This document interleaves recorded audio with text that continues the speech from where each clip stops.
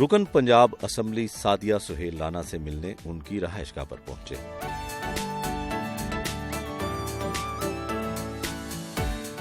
अस्सलाम वालेकुम, क्या हाल है? कैसे आप? जी अल्लाह का शुक्र। कोई परेशानी तो नहीं हुई नहीं, घर बिल्कुल ढूंढने नहीं में? हुई। आसानी से मिल गया। बहुत शुक्रिया।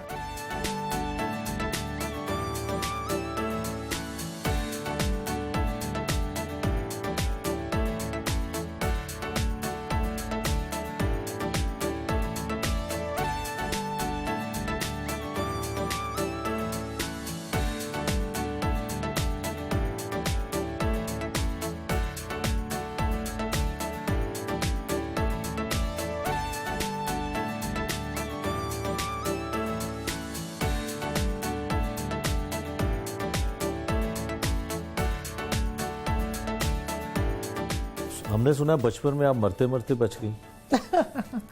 मर गई एक बार बकायदा क्लिनिकली डेथ डिक्लेयर हुई और बस मेरे वालिद साहब की मोहब्बत, प्यार और यकीन कि मेरी बेटी ज़िंदा है, इस कोशिश के वरना तो जैसे जनाजा सब कुछ तैयार था तो मेरे अब्बू कराची से आना था, उन्हीं का इंतज़ार था, तो दफनाया भी जा सकता था। हुआ क्या था?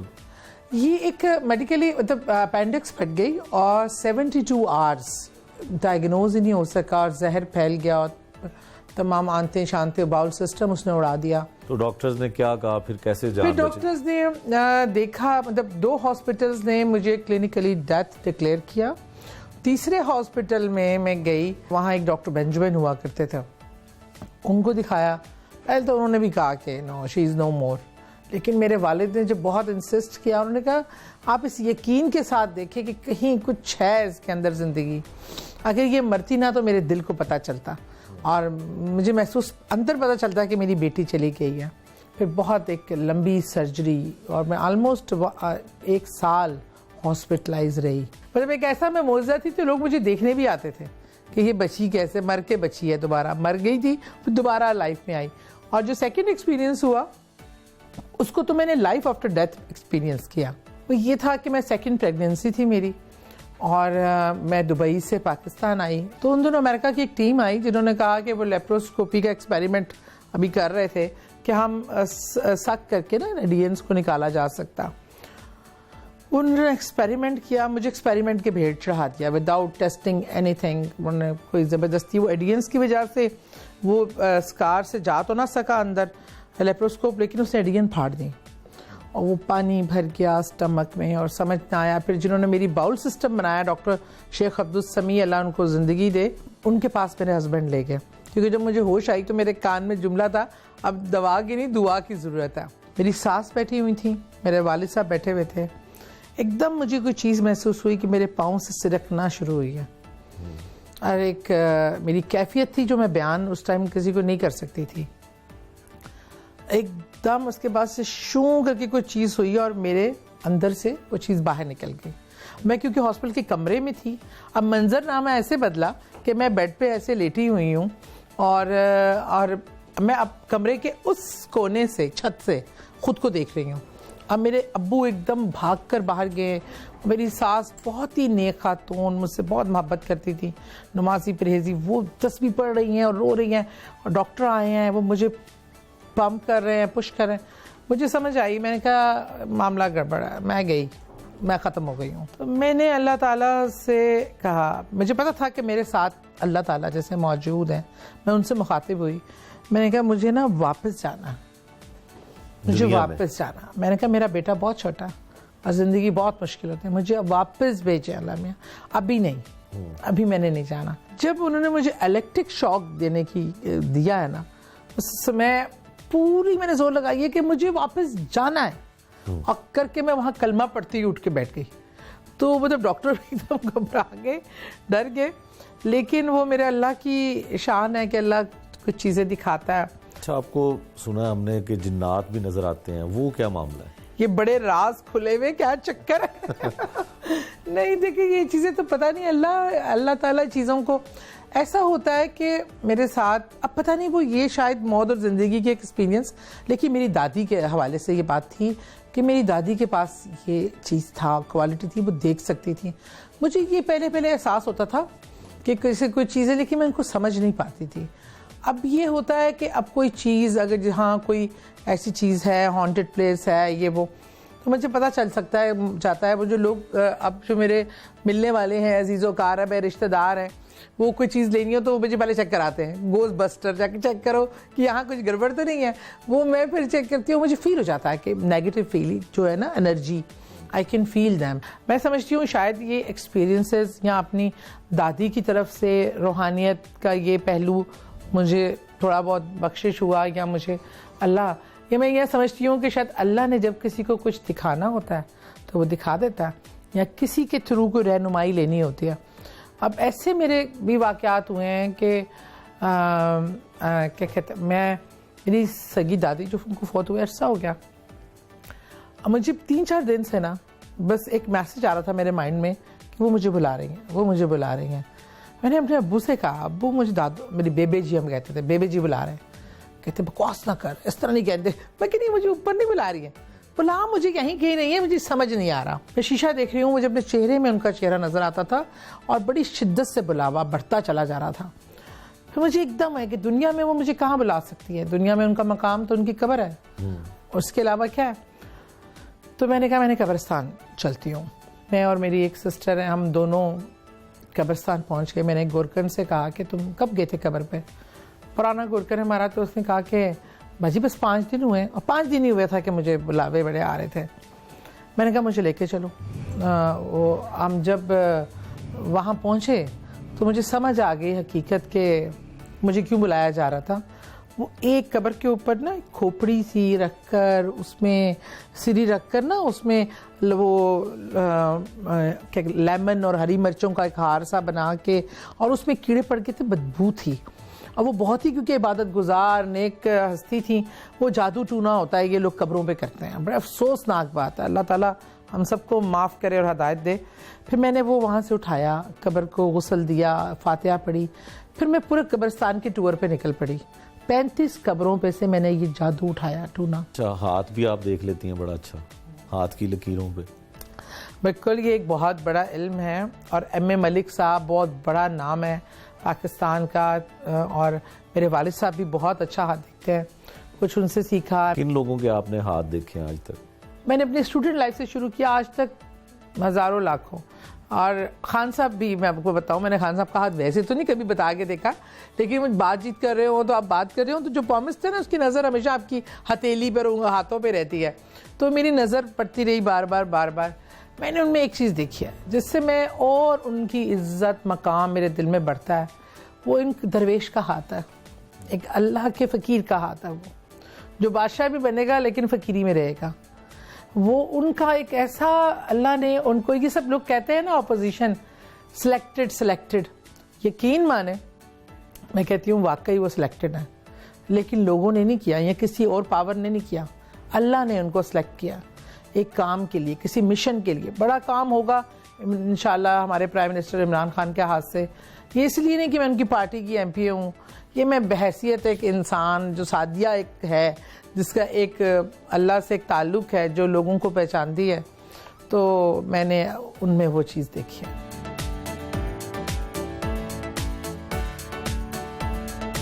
वेलकम, मैं आपको मिलवाती हूँ मेरी बहुत ही प्यारी हमारी MPA भी है, मेरी लीडर सैयदा सलोनी बुखारी की बेटी सुमेरा अहमद, जो माशाल्लाह इस टाइम दानिश स्कूल को देख रही है, वाइस चेयरमैन है उसकी। और ये मोहसिन है मेरे बहुत प्यारे भाई भी, कुलीग भी, और पार्टी में हम लोग इकट्ठे बहुत अरसे से काम कर रहे हैं, माशाल्लाह यूथ के ओहदेदार हैं।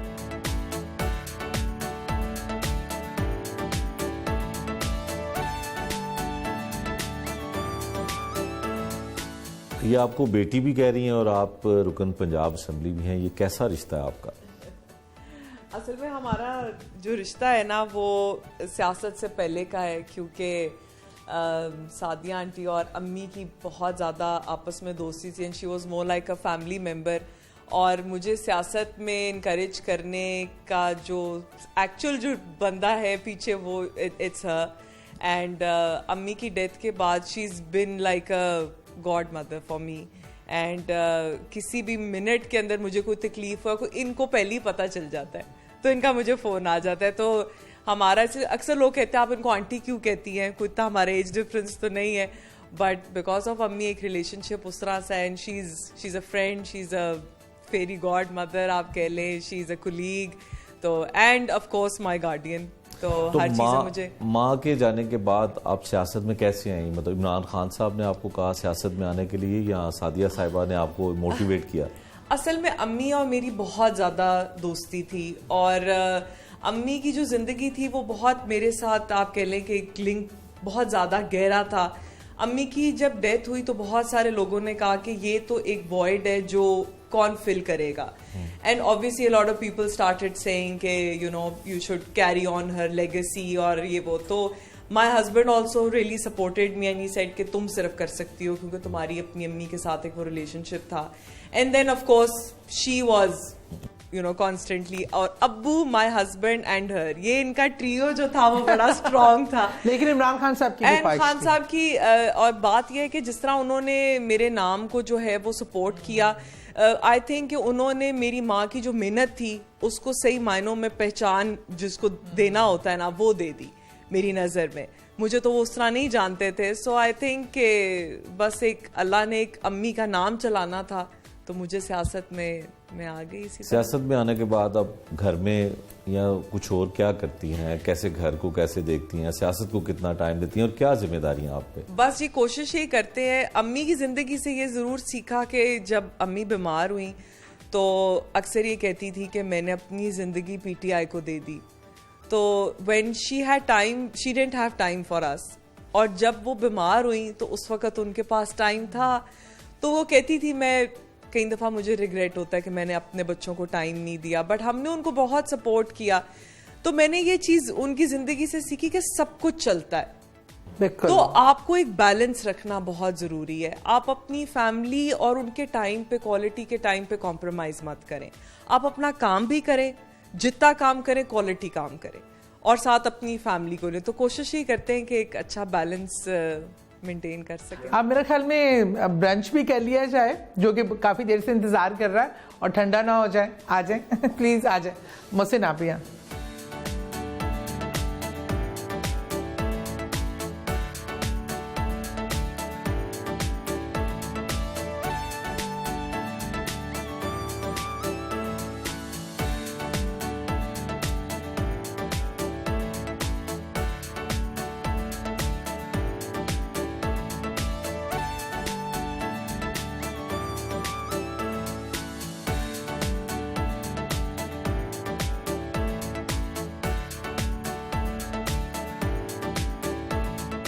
खाना खुद बनाती हैं घर में? मैंने खाना बहुत बनाया। अब ये है कि अक्सर बना भी लेती हूँ अगर टाइम हो, नहीं तो मेरी शमा है वो अच्छा बनाती है।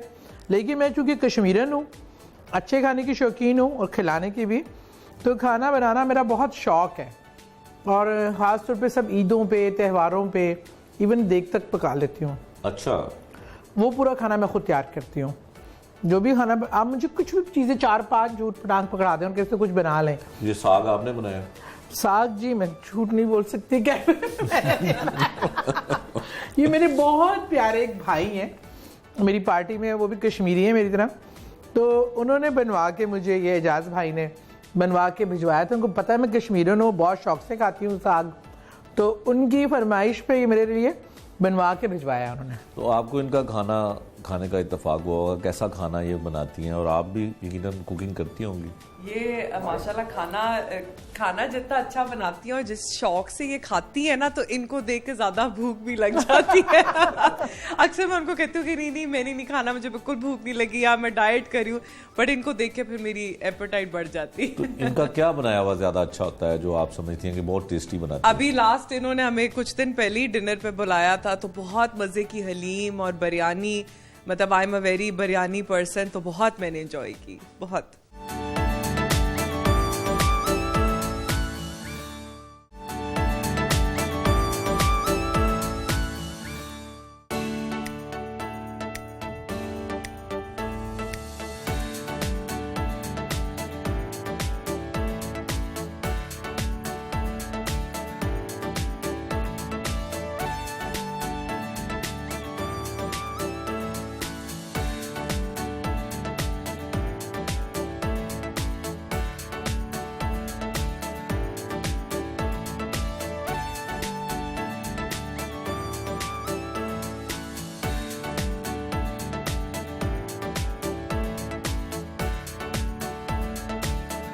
फरदौस मार्केट अंडरपास की इफ्तिताई तकरीब पर पहुंचे।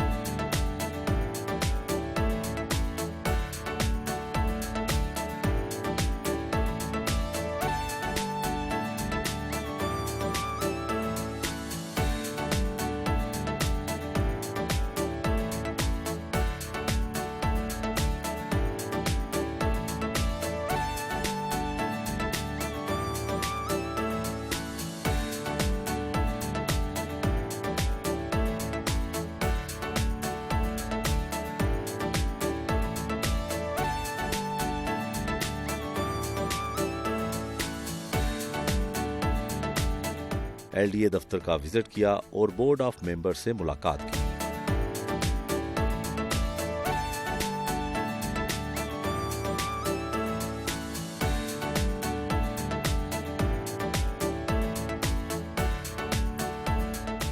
सादिया साहबा, आपकी LDA में क्या जिम्मेदारी है और कौन लोग हमारे साथ हैं, जरा तारुफ करवाइए। जी, LDA में मैं बोर्ड ऑफ डायरेक्टर में से वन ऑफ द डायरेक्टर।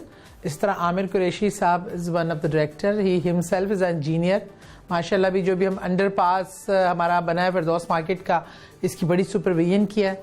मैं LDA में 2 कमेटियों को हेड भी कर रही हूँ, एक ऑडिट एंड अकाउंट्स की और दूसरी जो कॉन्फ्लिक्ट रेजोल्यूशन की कमेटी थी, नेगोशिएशन कमेटी, जिसमें हमने जो केसेस 18 साल से LDA सिटी, LDA एवेन्यू 1 के लिटिगेशन में थे, वो अल्हम्दुलिल्लाह हम टेबल टॉक पे लाके हमने वो सॉर्ट आउट किए हैं। अच्छा, LDA को सफ़ेद हाथी तस्वुर किया जाता है, क्या ख्याल है कि इसमें बड़े इल्जामात थे, तो आप कुछ बेहतरी की तरफ? ये सबसे बदनाम इदारा था और प्राइम मिनिस्टर साहब इस इदारे को कहते थे यहाँ तो दुरुस्त कर दो या ख़त्म कर दो। आमिर से मैं चाहूँगी कि आप ज़रूर। आमिर साहब, ये बताइएगा, जो तरक्याती काम है उसमें काफ़ी सुस्त रवि है, LDA का हो या कोई भी डिपार्टमेंट हो, इस गवर्नमेंट में कहा जाता है कि उस तरह से तरक्याती काम हो नहीं रहे। बिस्मिल्लाहिर्रहमानिर्रहीम। ऐसा नहीं है एक्चुअली।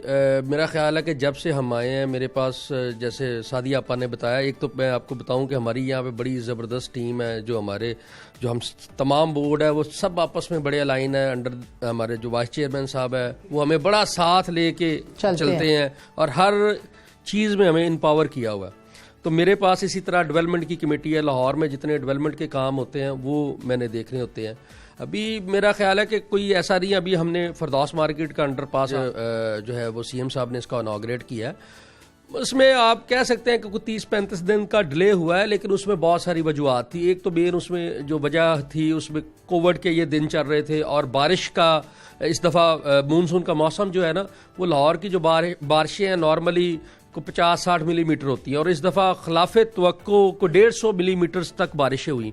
और चूँकि पानी नीचे बैरल था, वो टेक्निकल एक उसका मामलात थे, तो उसको हमने, लेकिन मैं समझता हूँ अल्हम्दुलिल्लाह हम आज उस मकाम पे खड़े हैं कि जब 1 लाख लोगों के गुजरने के लिए हमने बेहतरीन रास्ता जो है बना दिया है और डेली वहाँ से तकरीबन 1 लाख के करीब लोग गुजरेंगे।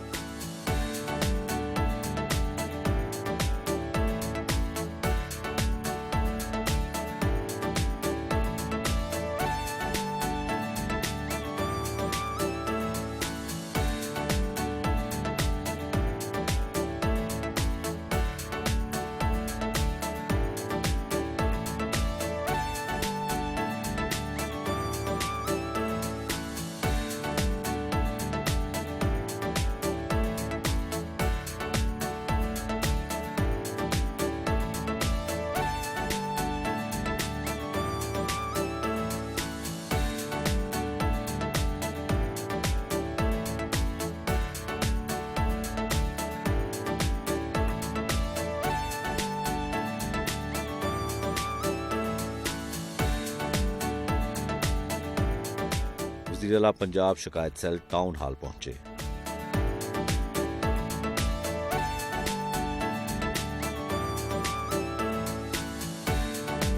लोगों के मसाइल सुने,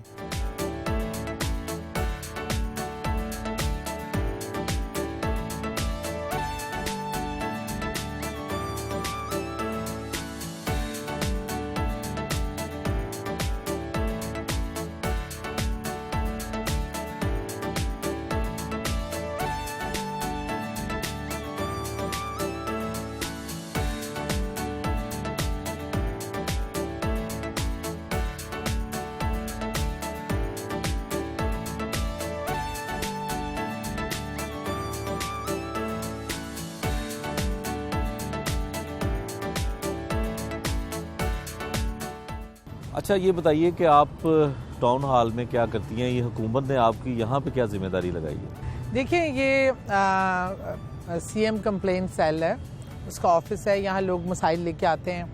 वैसे तो यहाँ नासिर सलमान साहब बैठते हैं और लेकिन हमारा ये होता है क्योंकि हम भी आवाम के नुमाइंदे हैं और कई ऐसी चीज़ें हमारे डिपार्टमेंट से लिंक्ड इश्यूज़ होते हैं, तो फिर ये कि कोशिश होती है कि मैं जब भी मौका मिले मैं यहाँ आके बैठूँ, लोगों के मसाइल सुनूँ और फिर हम आके वो केस रेफ़र करके लोगों की मुश्किलात में आसानी की जाए।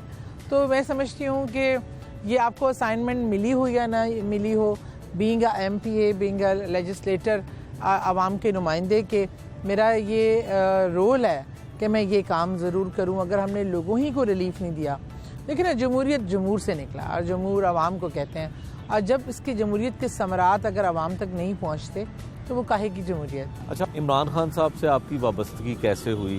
मतलब आप उनको जब भी गुफ्तगू होती है तो उनका नाम ज़रूर शामिल करती हैं? देखिए, मैं ओवरसीज़ पाकिस्तानी थी। मैं 2003 में आई वहाँ से पाकिस्तान, दुबई से पाकिस्तान। लेकिन पाकिस्तान मेरी इश्क है, मेरी मोहब्बत है। हम कश्मीर से थे, जम्मू कश्मीर से। मेरे बुज़ुर्गों ने मेरे बहुत जानों की कुर्बानियाँ दे के, बहुत हमारी दादियों ने अपने हाथ से अपनी बेटियों को खाइयों में फेंका हुआ है और क्या क्या कुर्बानियाँ दी हुई हैं। घर बार सब छोड़ कर आए थे। तो मेरे वालिद साहब ने हमेशा मेरे अंदर मेरे वतन की मोहब्बत कूट कूट के डाली। बहरहाल जब मैं शादी के बाद जाना पड़ गया मुल्क से बाहर, जब आई हूँ तो मेरा ये था कि मैं सोशल वर्क अपने तयन करती रहती थी। लेकिन एक तकरीब में, मैं आज से 19 साल पहले की बात कर रही हूँ, खान साहब आए और 20-25 लोग बैठे हुए थे। आप बिलीव करें, उस टाइम खान साहब इतनी अच्छी तकरीरें भी नहीं करना जानते थे बहुत, और लेकिन जो वो बात कर रहे थे ना, वो उनके मुंह से निकल रही थी और मेरे दिल में उतर रही थी, क्योंकि उसमें बनावट नहीं थी, दिखावा नहीं था, लेकिन एक चीज़ बहुत प्रोमिनेंट थी, वो थी इस मुल्क से मोहब्बत और सच्चाई। सच बोल रहे थे और इस मुल्क से मोहब्बत उनमें कूट कूट के भरी हुई थी। यही मेरी भी कमज़ोर पॉइंट है।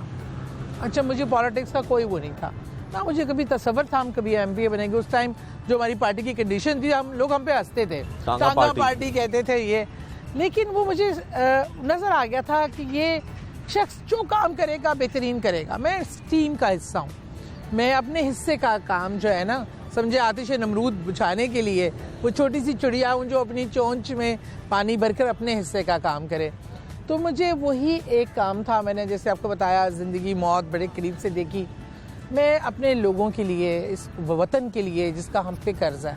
देखिए, हम अपने वतन की बुराइयां बहुत करते हैं, हमें ये नहीं मिला, ये नहीं दिया, वो नहीं दिया। हम कभी अपना एहतसाब नहीं करते, हमने इस मुल्क को क्या दिया। हमने तो इस मुल्क को खाया ही है। आज तक जो लोग एक फैक्ट्रियों से 100 फैक्ट्रियों के मालिक बन गए, कैसे बने? इसी मुल्क से खा खा के बने। इस मुल्क को हमने क्या दिया? आज हमारा वक्त है, हमारी मुल्क को हमारी ज़रूरत है।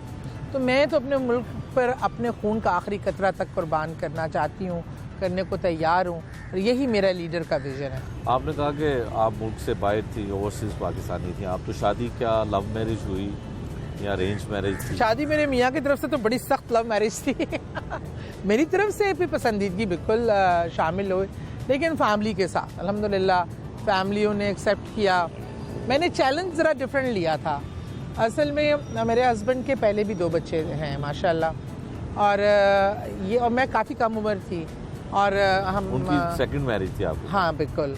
और पहली से उनकी सेपरेशन हो गई थी, दूसरी 2 बच्चे थे। हमने, क्योंकि मेरी वालदा भी मेरी बड़ी कम उम्री में वफात पा गई थी, तो मेरी वालदा भी जो है वो दूसरी वालदा, हम 2 बहनें थी जो, और उसके बाद हम 1 बहन और 3 भाई माशाल्लाह। तो हमें कभी ये सुतेला सगा वाला कॉन्सेप्ट नहीं आया। हमें अल्हम्दुलिल्लाह मेरे इतने प्यारे बहन भाई हैं, इतनी इज़्ज़त करते हैं। मैं कहती हूँ कुल आलम के ऐसे बहन भाई हों जैसे मेरी माँ है।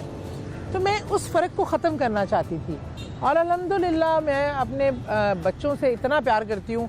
3 मेरे और वो 2 मिला के 5 मेरे बच्चे हैं, और वो बच्चे इतना प्यार करते हैं। मैं आपको अपने बेटे का बताऊँ, मेरे बेटे ने, जिसको मैंने पैदा किया, उसने लव मैरिज किया, और जो मेरा बड़ा बेटा है उसने लड़की देखी भी नहीं थी, देखकर मैं आई हूँ। उसने कहा मामा आपको पसंद है? मैं कहा जी बेटा बहुत पसंद है, बहुत प्यारी है मेरी माशाल्लाह बड़ी बहू भी। तो उसने आंखें बंद करके हाँ कर दी। मेरी बड़ी बेटी है।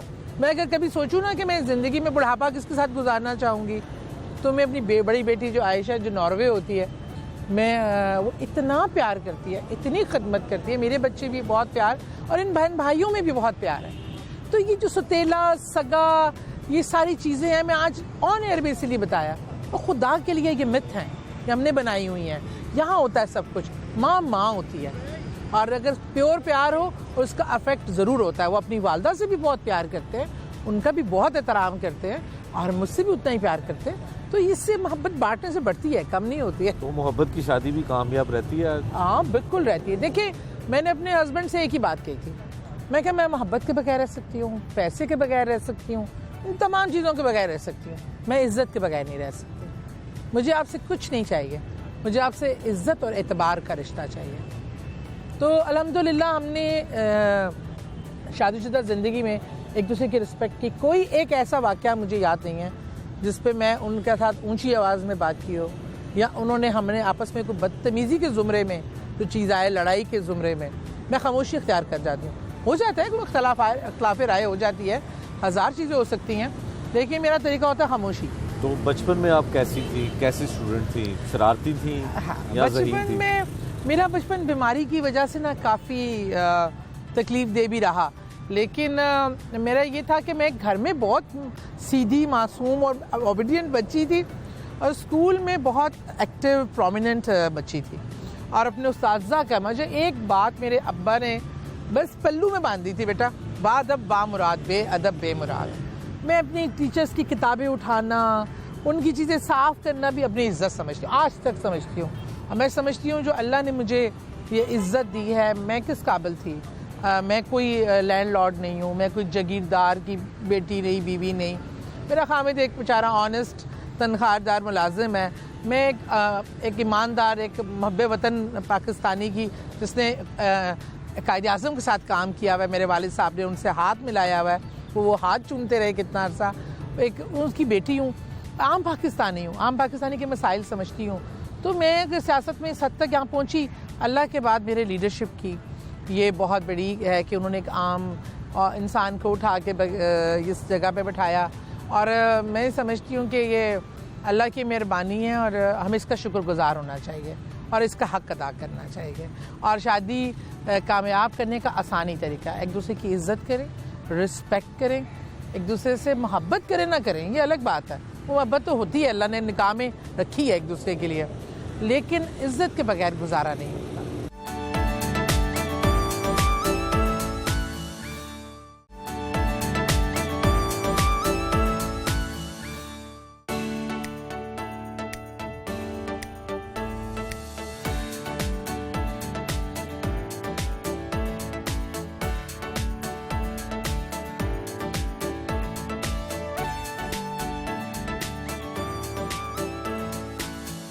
वाइस चेयरमैन वासा शेख इम्तियाज से मुलाकात करने उनके दफ्तर पहुंचे।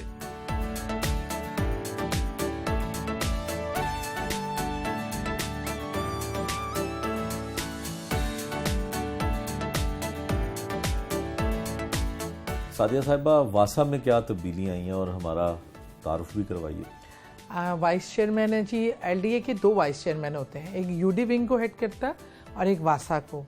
शेख इमरान साहब यूडी विंग को हेड करते हैं और हमारे शेख इम्तियाज़, अच्छा शेख इम्तियाज़ से क्योंकि बहुत पुराने हम इकट्ठे कोलीग भी हैं, हमने बड़ा इकट्ठा काम किया है और पार्टी के एक वाबस्तगी वो अलग है हमारी, बहुत माशाल्लाह एक लॉन्ग दुरानिए की।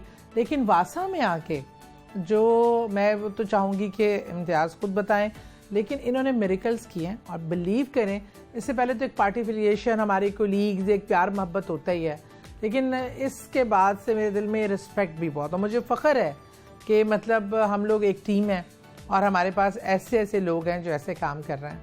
मैं चाहूँगी इम्तियाज़ थोड़ा सा ज़रूर बताएं। अच्छा इम्तियाज़ साहब, सुना है हमने कि हम अपने हिस्से का पानी पी चुके हैं और ये आने वाली नस्ल का पानी पिया जा रहा है।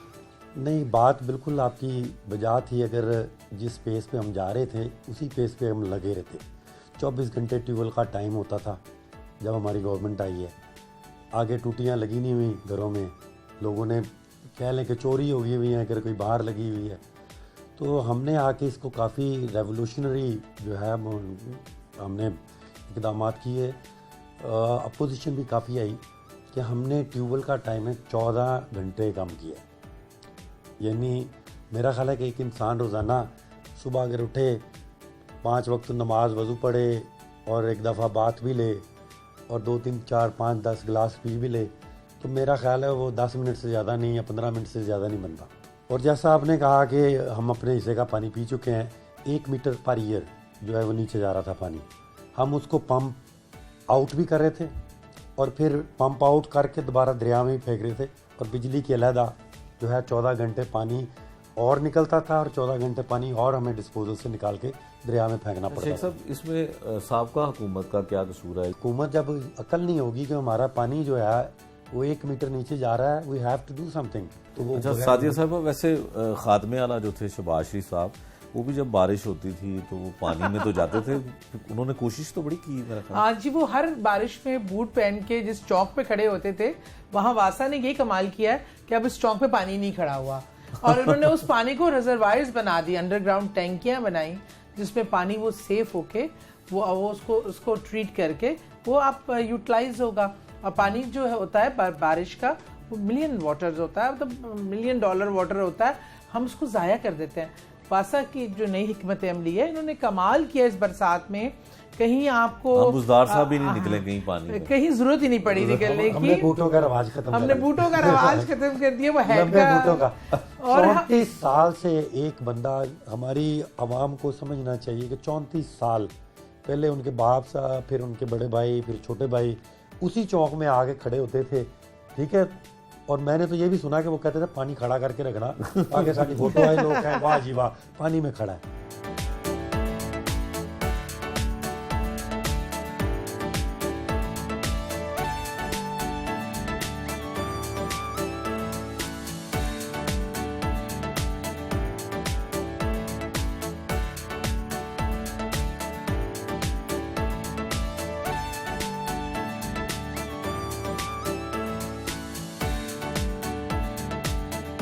म्यूजिक वगैरह सुनती हैं, गाने पसंद हैं, किस तरह का म्यूजिक सुनती हैं?